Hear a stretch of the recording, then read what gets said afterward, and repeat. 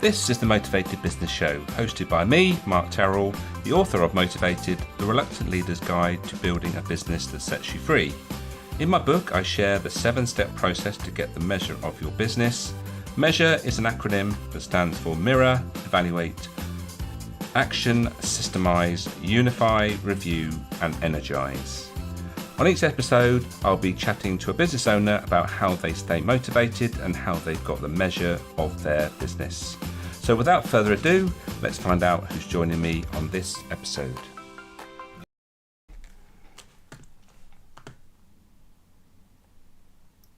Hello and welcome to this episode of the Motivated Business Show with me, Mark Terrell. Today's guest I met a while ago networking, and I think his service is a little bit, I would say, specialist. It's something that a lot of people might use, but actually the way he does it is the way that really intrigued me. So looking forward to chatting about that shortly. But before we do, here's just a few things to run through. I will be referring to a 7-step model, which I talk about in my book towards the end of the podcast. So you can get the whole rundown of that 7-step model in my book, and you can buy that either direct from me or you can buy it from Amazon in paperback or in Kindle form.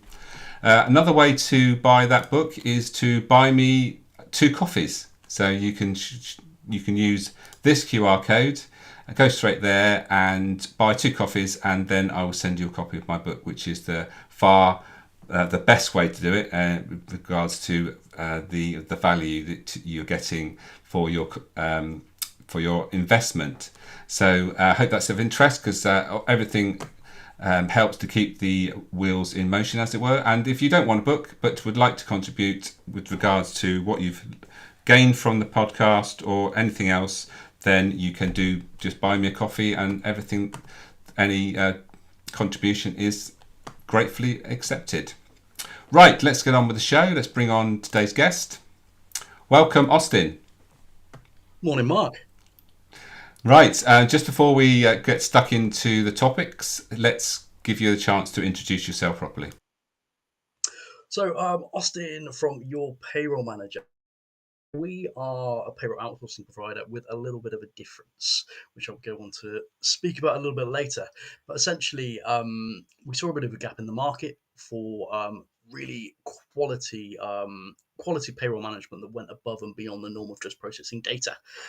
So we hire the right people, we create mini payroll teams, and we never outsource the job, which I know we will touch on a little bit later. Interesting, very interesting. So, Austin, we just quickly caught up before we went live because we haven't spoken for a while, and I just happened to notice on your LinkedIn profile, your banner at the back of the back behind your main profile, it says this. It says, providing award-winning accountants with unique, customer-curious payroll teams, which got my curiosity. So I think we should start there. What do you mean by customer curious in a concept? So if we go back a little bit, and I won't speak War and Peace here, but we go back a little bit to when I started the business. You had tech very heavily entering the market. You've now got the evolution of AI, and what that is fantastic for productivity. But what that brings to many bureaus is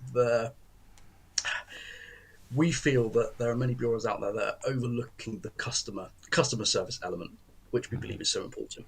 Mm-hmm. So what we've done is not stack them high and sell them cheap, but build customer curious mini payroll teams. So what that means essentially is every set of clients gets a payroll manager, a payroll supervisor, and a payroll administrator. So they do get their own customer curious mini payroll team.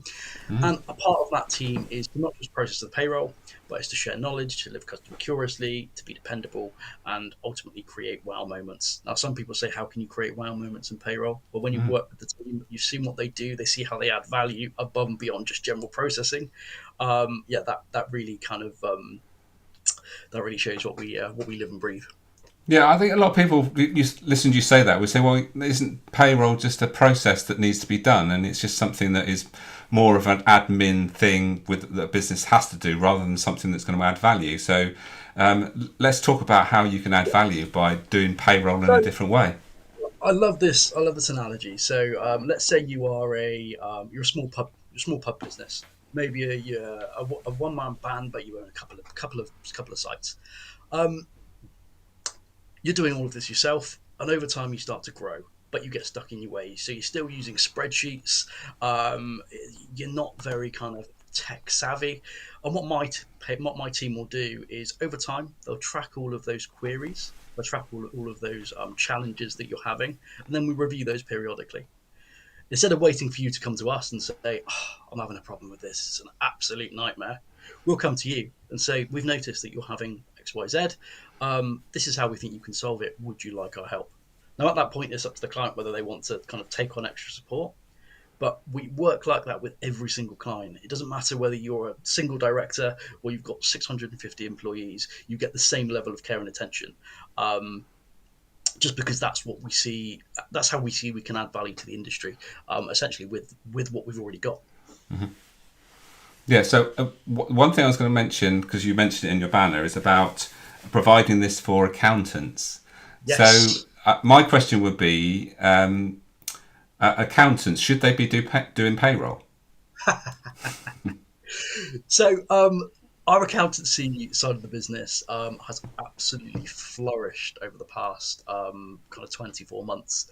Um, and there's a couple of barriers there which come into the mix. So one, while accountants are great at just that, accounts, the finance elements, the payroll element is a different ballgame. And quite often what we see behind the scenes is they're not as confident with the payroll elements as they are with the rest of the stuff. And that's where we can come in and kind of show our expertise. The team have got experience in many different industries, so they don't understand the kind of high level stuff. They understand how the clients in different industries talk, the terminology they use, so they can really relate. Which obviously helps us provide the service to the accountants when they're working with lots of different clients across lots of different industries, and maybe don't necessarily have that. They don't have that experience behind them in terms of the detail in those areas. But I suppose also, an accountant is an accountant. And so when they're doing something that is like, part of the process as opposed to, you know, allowing the business to grow and advise on those sort of terms, when they're doing something that actually the business is actually dependent on, I think that the dynamics change as well. I think that's the important thing. If an accountant that's doing something that's part of the business and then advising you on the business, it's a bit of a funny situation to be in, isn't it? Yeah, Yeah, it's I just mean something that. the landscape has changed for accountants quite a bit as well over the past few years. There's a push more to the advisory side, which means the data they don't necessarily want to be doing the compliance, so the payroll, the bookkeeping, and all that kind of fun stuff. They want that ready, and they want that there, so they can actually add value to their clients. And again, that's where we can come in and support with that. I mean, if I told you for 2 weeks of the month you were never allowed to take a holiday, how would you feel? Not too happy. You can't do it. You just can't do it, and that's what the payroll means for accountants. Because if they're maybe a one man band, they are stuck for 2 weeks of the month. It gives them Yeah. no flexibility. But we're also finding this in accountants up the scale. So our smallest accountant is a single director, biggest accountant up to around 15 employees, um, and now that's still the same challenges on that spectrum. So we essentially help give them their life, give them a bit of life back. Yeah, and I think it's a good thing to have people that really have a proactive um, um, the way that they look at something is more proactive than reactive. So I come across a lot of people that are in HR, for instance, and they are very much focused on just reacting to what their clients' problems. So I always ask them the question: do you do anything proactive in regards to preventing the problems that you see on a regular basis? And essentially, I guess that's part of your service, is that you're being proactive in that you can see problems that are coming down the line, and also you can suggest things that might work better for the business. Oh, Yeah, definitely, definitely. yeah. So the team are targeted every Monday with advising me of something that they did to share knowledge last week. So one improvement, one little nugget that you gave to the client, and that only comes from actually delving in there to the detail and actually understanding that person. And yeah, I think that is so important. because the finger always gets pointed. It's always somebody else's problem. And that might be the case. It might not be the case. But if you can get on that and you can root that out, then everybody is winning. Yeah, yeah. And let's talk about your team then. You're growing a team around you. Is there? You've alluded to one of your philosophies there. What other philosophies do you have with regards to your team that sort of delivers to your clients? So I think so. First of all, and we touched on this when we spoke a while back, but first of all, it's creating a happy team environment. Your team are the lifeblood of your business. So therefore, I want every team member to be motivated in doing not just doing their role, but outside of work and the rewards they get from it. But at the end of the day, if you have to spend 40 hours doing a job, you should have motivation within that to want to actually do the job you're doing on a daily basis, not just the paycheck at the end of the month. And the way we do that is we've recruited people that essentially live and breathe our core values. We don't just have the core values up on a wall for somebody to go, oh yeah, they look great. We generally live and breathe them. We report on them. And as I said, sharing knowledge, living customer curiously, which is again is so important in what we're trying to do, because being curious, asking those questions, asking the 5 whys, and a lot of the time the customers will look at you and go, why are you asking me that? And it's, hang on a minute, let me dive in a little bit deeper, and it'll become apparent. And our team are our family. This value has a lot of kind of controversy out there, but I really do believe we are a close knit team. We look after one another. We understand one another, and I think that can get lost. That can get lost in some businesses. That's interesting what you said there. You understand one another. Is there anything particularly you do within your team that sort of brings out the true personalities? So we are all remote. So we have to approach this in a different way, as many businesses are nowadays. But it's just things that making sure we do the fun stuff.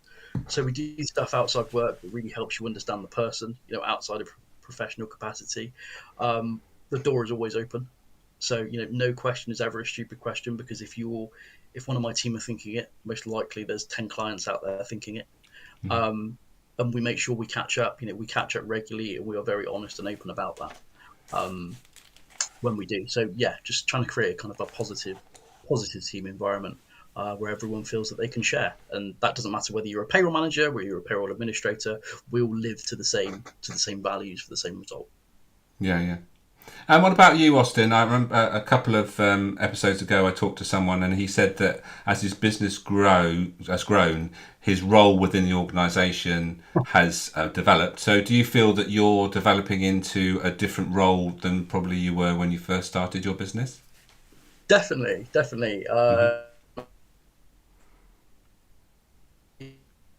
One of the joys of the team environment that we're trying to create is that we can create ownership that frees me up to do the stuff that I need to be doing. I think very often we get stuck in where we were 5 years ago. We're still carrying on some of those same elements of the role, and that then hinders the progress of the business and the progress of everybody else. So for me, yes, things have definitely changed. Biggest thing that I've learned over the past 24 months is delegation. And I have a very awesome team member called Emma who will turn around to me and say, why am I not doing that? So I'm very aware that if I haven't delegated, haven't delegated something I should have done, I'll be held to account myself. So she says, why aren't you giving me that work, and why are you doing it yourself? Oh, exactly. Excellent. That's the sort of employee you want, isn't it? Well, like I said, open and honestness. Yeah. And yeah, that's what we've created. Do you know what? It's so important. Delegation is one of the biggest challenges for business owners as they go by, because sometimes it's quicker just to do it themselves. So they think, oh, I'll just do it.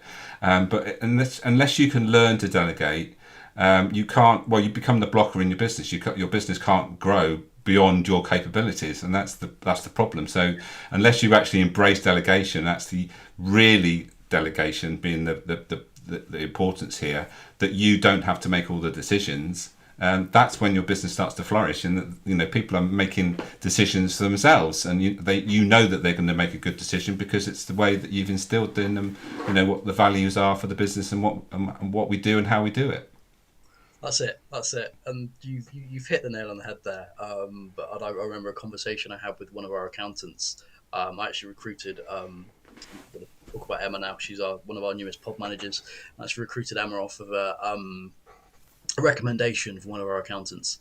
Now, she did everything in the interview process that I would have done.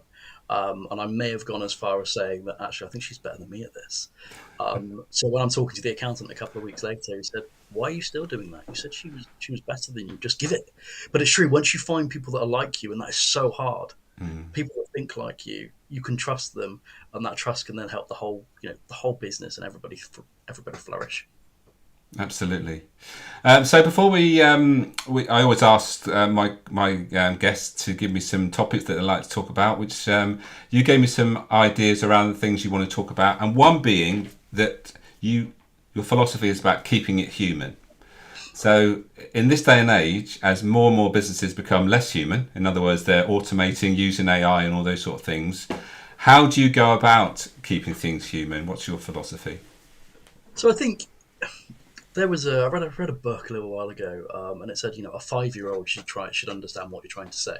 Mm-hmm. Now, that is sometimes very hard with some of the terminology we have to use, um, but I think it is just keeping it simple and making sure that other people understand what you're saying before you send it.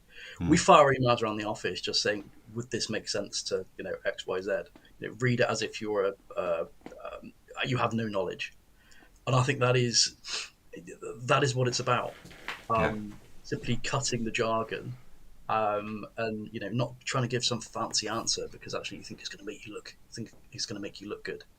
Um, Not showboating, just keeping it plain and simple and just getting to the point, giving them what they need. Yeah, explicitness is an underrated leadership skill. It's one of the things that if we're really explicit, and when you're being explicit, if or not being explicit enough, is when the outcome isn't what you expected, and then the first thing you should do is actually say, was I really explicit about what I wanted or why I wanted it to happen, and that should be your first port of call rather than blaming somebody else. You should first of all, put the mirror up to you and say, have I done this correctly? Have I made it really clear about what should happen? And I think that's a good philosophy to work to. No, definitely, definitely. And I Yeah. remember one of my very early management roles. I worked for a charity shop, and we had volunteers of all different abilities. Um, and I told somebody to go and chuck the bins out. What do you think they did? They literally went Literally. and chucked the bins out. And that stuck with me for maybe 15 years. That just firstly, understand who you're speaking to, Yeah. and secondly, like you say, be explicit. Yeah. Yeah. Yeah. But talking about keeping it human, keeping it simple. Yeah. Back then, my chuck the bins out. The instruction maybe should have been, "Can you go and take the bins and empty them into the other bin?" Yeah. But the skill also is that sometimes being explicit isn't what you should be doing, because sometimes you can be, make someone feel a little bit like an idiot because you don't. You can give the message that you don't trust them by being really explicit about how you do things. So I think if you employ someone with knowledge about something, the important thing is to trust them and also give them a clear idea of what the outcome should be and allow them to do their work. So I think being explicit is not just about telling people what to do and how to do it. It's about, this is the outcome we want. How can you help us get there? That's the sort of, and that's how you use people's knowledge and expertise, as opposed to, making them feel a bit as if, well, I'm not sure whether you actually need my expertise here because you seem to be know it all without me having any sort of input. There's a level of trust there, isn't there? Yeah. That's the you have to trust somebody. You have to give them the space to be able to get involved in that change, that process, whatever it may be. Um, but ultimately, you can't micromanage. and I think that's what I've seen. That's what I've seen myself do in many occasions when we've gone through this this Mm. growth process, just wanting to jump in because that's the way I do things.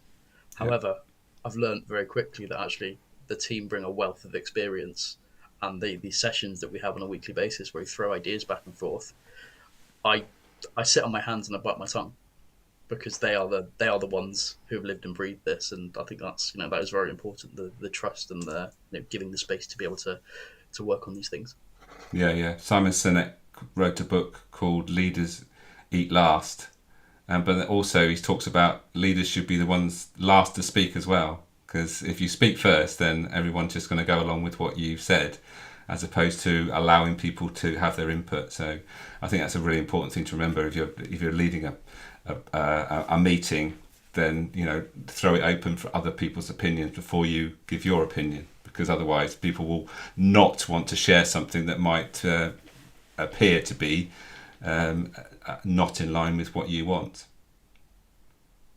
Yes, and it's times it's so hard. Mm. I am somebody that likes to I quite freely admit this, and one of my downfalls is to automatically want to go, what about this? What about this? But as I say, sit on your hands, bite your tongue, and just wait.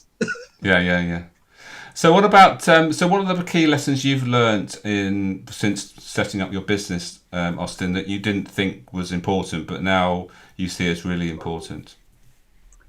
So when we first set this up, like many businesses, we were our first payroll was for £12.95 a month, and I soon realised that actually for what we wanted to offer, 12 a month wasn't going to cut it. We were really underpricing ourselves compared to our competitors. So I suppose the first thing, be honest to yourself doing, Mm. um, because we can very soon lose motivation because we don't feel that we have worth. Been there, done it. Charge what you are worth as a business, as a Mm. person, regardless of the industry, and your clients will feel that. You will feel empowered, you will feel motivated, and then your clients will feel that because you feel that you are valued. And I feel like we could do that for ourselves, and we could do that for our teams. Yeah, yeah. I had a great example this week actually. My partner was getting some work done in the house, and she was getting these two or three quotes in for the same job, and she actually did not go for the cheapest quote. She went with the person that she felt that was looking after her best interest, suggesting things that she hadn't thought of, and actually she by the way they were talking, gave her lots of feeling of confidence and trust in that they were going to turn up, they were going to do a good job. And that's a good lesson, isn't it, in this world, to remember that if you are always looking to be the cheapest to get the work, then that actually can work against you. Definitely, definitely. I think there is a, we've networked with each other in the past. I've learned from you as we've learned from others that you have to be able to articulate what you do and how you add value. Um, Essentially, we all offer the same services as somebody else. There's many business coaches, there are many HR professionals, many accountants, many payroll professionals, all different price points. But ultimately, it's communicating that value, building rapport, and building trust between those clients. And ultimately, that's what our pod structure sets out to do. The familiarity, getting to know people, not treating people like just an invoice, just a number. Um, and yeah, I think that's so important because, like you said, you could have a few different quotes, but really, you want the best person in all aspects. Yeah. So how do you go about that with regards to getting that message over with your uh, prospective clients? So it kind of starts in the discovery stage. So we don't just our discovery process isn't simply how big's your payroll, what pension scheme are you on, etc., and then here's a quote. We From the start we dive into their problems. We dive into learning a little bit more about the business. Where's it come from? Where's it going? What do they anticipate their future challenges are? Is there any other services that we can help with? That might be HR, accountancy, business coaching, to try and bring in other people. So it's really from the get go trying to understand them as an individual, as a business, and then being able to then demonstrate that we can provide a solution that that hits all of those needs and helps them to kind of to grow as they to grow as they do. Yeah, yeah. And we should always remember that people only know what they know, and they're only solving their problem with the knowledge that they currently have. And we should be, if we are truly being an expert in what we do, we should be actually suggesting things that have not been already suggested. And that goes back to the example I gave about the HR professional. It's all very well just solving someone's problems all the time, but really, when you're really stepping into that sort of expertise role, is to say, actually, there's something you can do about that. You don't have to keep recruiting people. You don't have to keep allowing people to leave. We can do something about that. Would you like to do that instead? And I guess you do something similar with regards to how you deliver the payroll and how that adds value to the way, not forgetting the importance of payroll to the business. Because, we know when people don't get paid, they're going to get a bit upset, aren't they? Yeah, no, definitely. Your people are your biggest asset. Yeah. Not just in terms of what's on the P&L account at the end of every month, but in terms of how you run your business, the results that you get. So you want them to be happy. You need them to be happy. So yeah, no, agree with every word. And we're giving away free resources. We probably give away more than we should, but that's to help them. Help every client succeed on that journey. Brilliant. Okay, Austin, we're getting towards the end of the show, sadly, but so I'm going to give you a couple of minutes just to sit back. I'm going to share some pieces of what we talked about in relation to the 7-step model that I share in the book. So let's just do that for a little while. So those that are not familiar, this is the 7-step process, which starts here with M for mirror. Understanding yourself is key. Understanding yourself if you're a business owner is key. And if you go right through to the end of the process, it comes with energize. It's actually when you're leading a team, you've got to understand what other people want from their work, and that's not necessarily being the same things what you want as the entrepreneur or business owner. And then the steps then are evaluating where you are and where you want to be, taking action, letting things see whether things work, and when they do work, make sure you systemize them. And that's the sort of thing you can think of when a business is growing. Something like what Austin provides, you might not need it early in your business journey, but when you come to employing lots of people, you might be thinking, well, actually, I'd rather have an expert that's going to run my payroll rather than have to do it in-house or ask an accountant to do it or something like that. Payroll is one of those things that is essential and should have a good system around it. I can remember back in my retail days, our payroll system was systemized from the point of when the team member clocked in to the time when the money was actually paid out of the bank account. Everything had a process, and to make sure that it was done in a timely manner and efficiently. So systemizing is key. And then we talked a little bit about team development, unifying a team, understanding each other is key. Sharing is caring. I've got a big belief in understanding what motivates everyone in a team, behavioural styles, character strengths, those sort of things. If you can bring them out in a team, then you're going to unify and bring out those things into your business and get more value from everyone in your team. Remember to review things regularly as business grows, and particularly if you're a business owner, review your role in the business, and are you still as relevant as you used to be, and as there are other things that you should be spending more time on. And like we've talked about with Austin, they're feeling the best about their role in the business, and then you are also getting the best out of them. So there's a little bit of a run through with regards to the 7-step model. And in the book, which there's 9 chapters, and the other 2 chapters are about enjoying the journey, which is really important, but most important is looking after yourself and making sure that you're getting good sleep, getting good nutrition and exercising. And it doesn't have to be exercise where you go to a gym. It just might be an exercise in that you're having a walk at lunchtime or something like that. So, Austin, any comments about what I've just shared there? I loved the "Are you still relevant?" are you still as relevant as you were? And I think Yeah. that's so important for leaders to be constantly assessing, and that, the like you came on to, looking after yourself. If you're trying to take on too much, then you're going to end up dropping all the plates at some point. Yeah. So yeah, assess and keep looking after yourself. Yeah, and I think also giving yourself time to think. If your day or your week is so busy that you don't have time to think, then are you really giving the best to your business? Can you really be the most effective? And I would suggest that probably not. In that, thinking time is important time, just to think about what the next step is, and you need to be in the best place for that. Your energy level's high, understanding what's important to you, and those nutrition and sleep things is also important.